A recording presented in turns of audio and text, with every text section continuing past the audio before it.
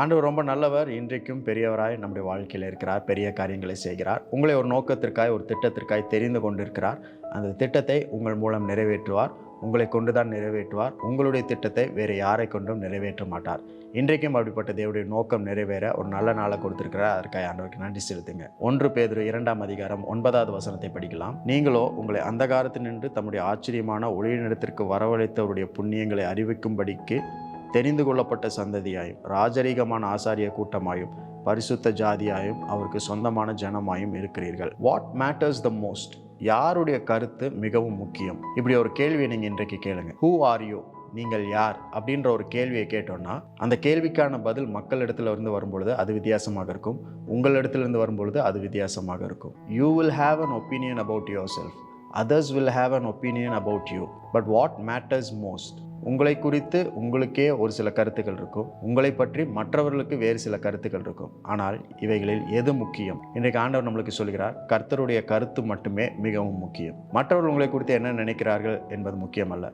நீங்கள் உங்களை பற்றி என்ன நினைக்கிறீர்கள் என்பது கூட முக்கியம் கிடையாது.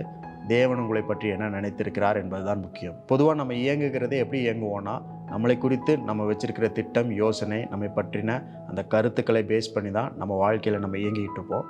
ஒரு சிலர் எப்படி இயங்குவாங்கன்னா, மற்றவர்கள் நம்மளை பற்றி என்ன நினைக்கிறாங்க, சமுதாயம் என்ன நினைக்கிறது, உறவினர்கள் என்ன நினைக்கிறாங்க, நண்பர்கள் என்ன நினைக்கிறாங்க, அதை பற்றியே யோசித்து அந்த கருத்திலேயே வாழ்ந்துட்டு இருப்பாங்க. ஆனால் இவைகள் ரெண்டுமே முக்கியம் இல்லை.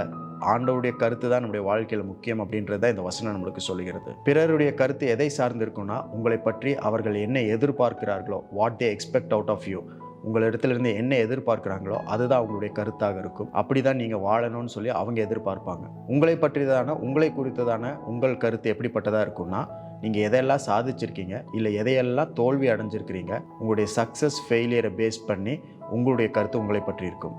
ஆனால் இவைகள் எதையுமே கருதாதவர் தேவன். வசனம் சொல்லுது, நீங்களும் நானும் தெரிந்து கொள்ளப்பட்ட சந்ததியாக இருக்கிறோம். சோசன் ஜென்ரேஷன், செலக்டட் ஒன், தெரிந்து கொள்ளப்பட்டவர்கள், தேர்ந்தெடுக்கப்பட்டவர்களாக இருக்கிறோம். தேவனே நம்மை தேர்ந்தெடுத்திருக்கிறார், சூஸ் பண்ணியிருக்கிறார். நம்மளுடைய கிரெடிட்ஸ், நம்மளுடைய டேலண்ட்ஸை பேஸ் பண்ணி ஆண்டவர் தேர்ந்தெடுக்கல, அவருடைய அன்பின் நிமித்தமாக நம்மை தேர்ந்தெடுத்திருக்கிறார். 2வது காரியம், ராயல் பிரீஸ்ட்ஹுட், ராஜரீகமான ஆசாரிய கூட்டம் அப்படின்னு சொல்லப்பட்டிருக்கு.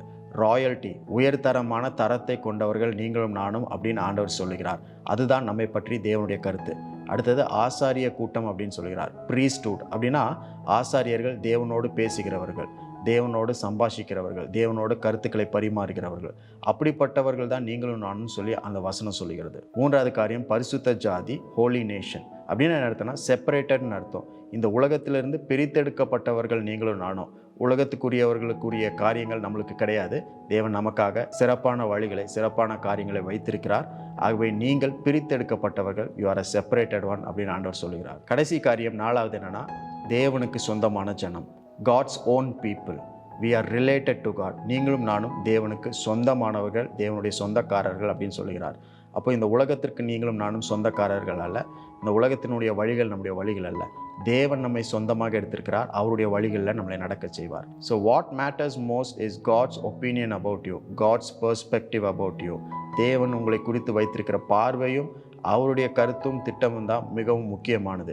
இன்றைக்கு ஒருவேளை மற்றவருடைய கருத்துக்களை கேட்டதுனால நீங்கள் சோர்ந்து போயிருக்கலாம், மனம் உடைந்து போயிருக்கலாம், ரொம்ப வேதனைப்பட்டு நீங்கள் இருக்கலாம். இல்லை அது இல்லைனாலும் உங்களை பற்றி நீங்களே கொண்டிருக்கிற கருத்து, ஒரு நெகட்டிவ் ஆட்டிடியூட், ஒரு இன்ஃபீரியர் காம்ப்ளெக்சிட்டி, இந்த மாதிரி காரியங்கள்லாம் உங்களை ஆட்கொண்டு கொண்டிருக்கலாம்.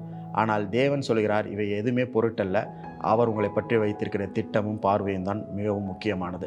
இன்றைக்கும் தேவன் உங்களை பற்றி வைத்திருக்கிற பார்வையை தெரிந்து கொண்டீங்க. ஆகவே சோர்ந்து போகாதீங்க. தேவன் உங்களை கொண்டு பெரிய காரியங்களை செய்ய போகிறார். பெரிய நோக்கத்தை உங்களை கொண்டு செய்ய போகிறார். பெரிய திட்டங்களை உங்களை கொண்டு செயல்படுத்த போகிறார். சோர்ந்து போகாதீங்க, மகிழ்ச்சியாக இருங்க. கர்த்தர் உங்களை தெரிந்து கொண்டிருக்கிறார். கர்த்தருடைய கருத்து மட்டுமே மிகவும் முக்கியமானது. இன்றைக்கு அவருடைய கருத்தின்படி, இன்றைக்கு அவருடைய பார்வையின்படி உங்களை வழிநடத்துவார். அதற்காக ஒரு சிறந்த நாளை கொடுத்திருக்கிறார். இன்றைக்கு ஆண்டவருக்கு நன்றி சொல்லுங்கள்.